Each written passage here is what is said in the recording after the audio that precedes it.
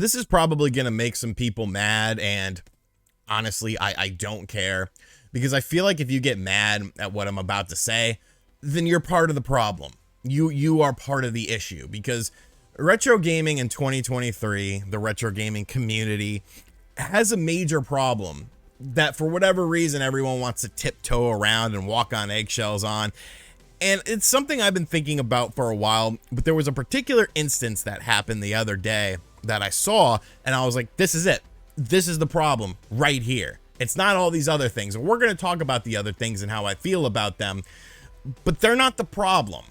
Okay, this is the problem. So is retro game pricing the problem? The retro game collecting scene? I don't think so. People have been saying, oh, the bubble's gonna burst, all these games are gonna be cheap again. No, they're not.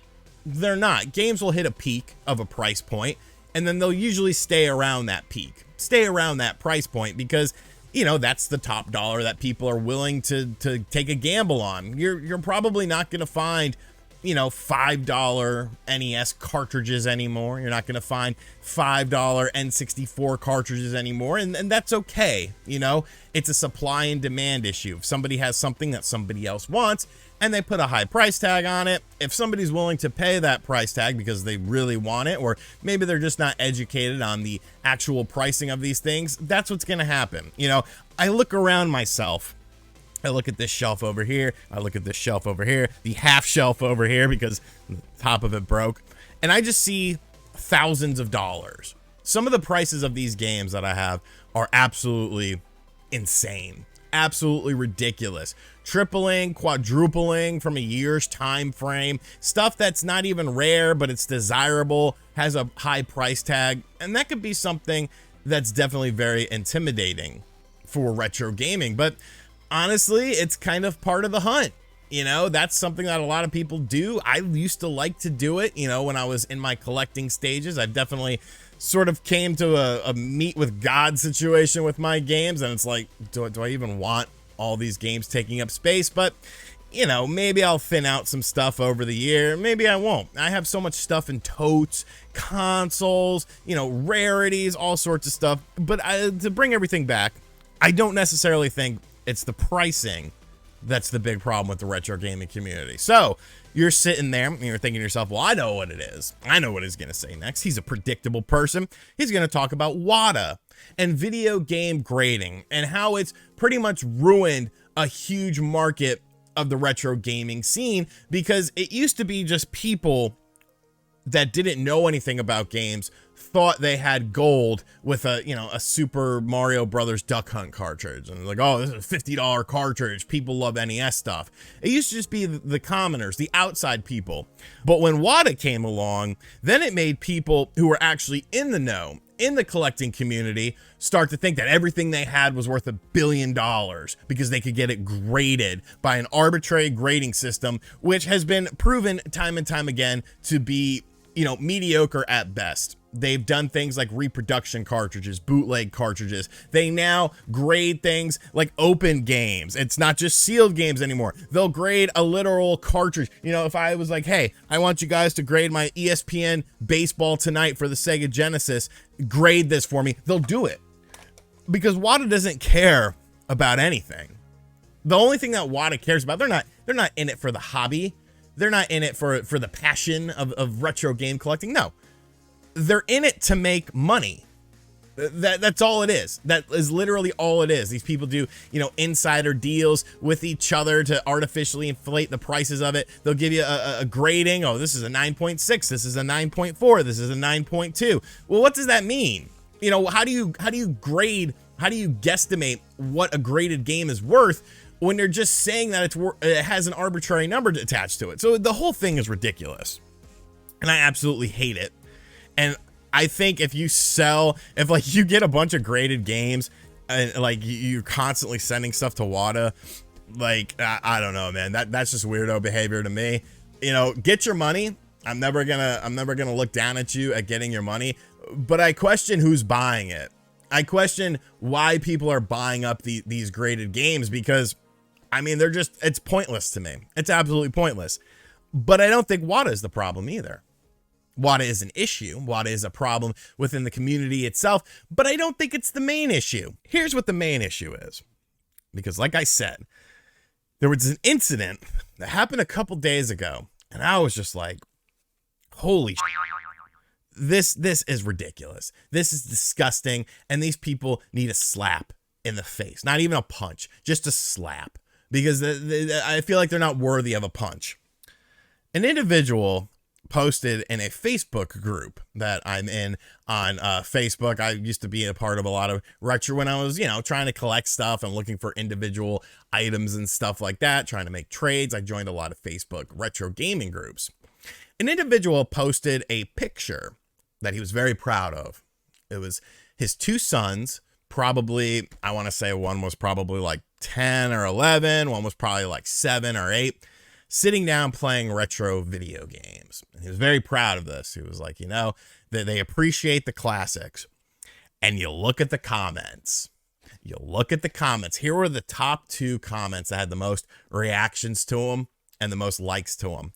The first one was, "They're playing on a clone console? That's not how you play the games."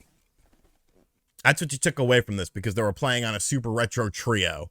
That's the first thing that you see. They're playing on a Super Retro Trio. That's not official. That's not the official way to play the game. They're playing on a clone console. And people were like, yeah, they're playing on a clone console. What kind of father are you? And I'm like, oh my God. Oh my God. You know what the other comment was? The only way to play these games are on a CRT. You got to have a CRT, because they were using an HD television.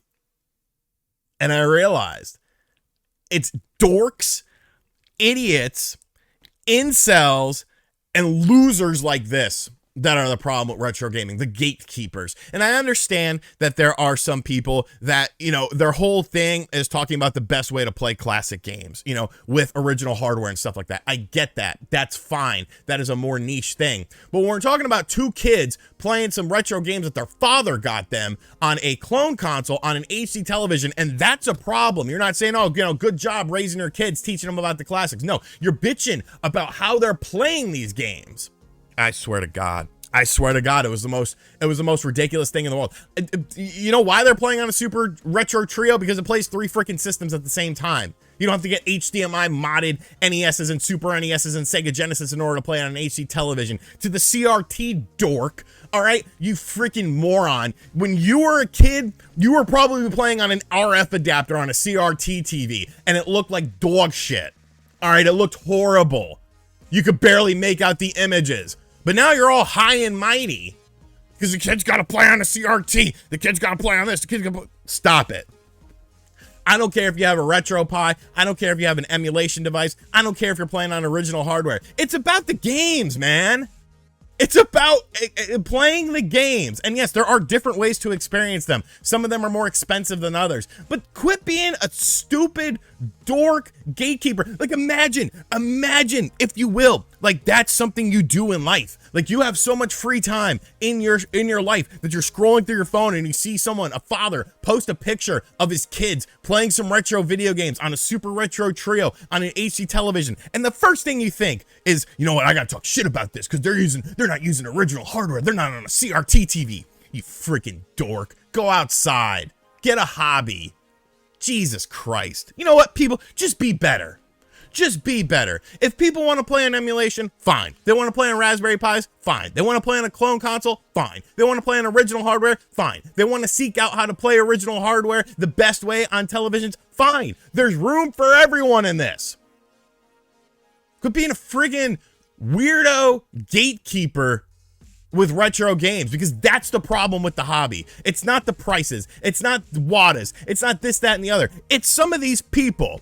And these people need to start being called out. These people need to start feeling uncomfortable and feel like idiots, because they are idiots.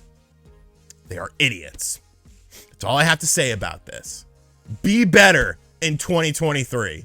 You see some little kid playing an old game on YouTube or something, support them. Be like, good job, Junior. Good job. You're playing some of the classics. You see someone asking a question, be nice. Don't be a dick to them for no absolute reason. Because I'm watching. I am watching you. Friggin' dorks, man. Just, it pissed me off so much.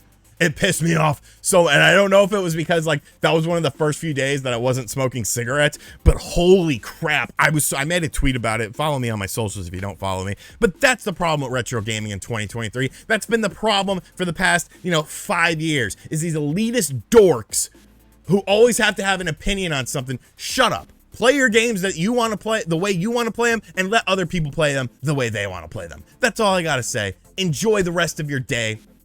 I hope you enjoyed this video. If you get mad at me, you're probably one of those people who likes to chastise others. Later.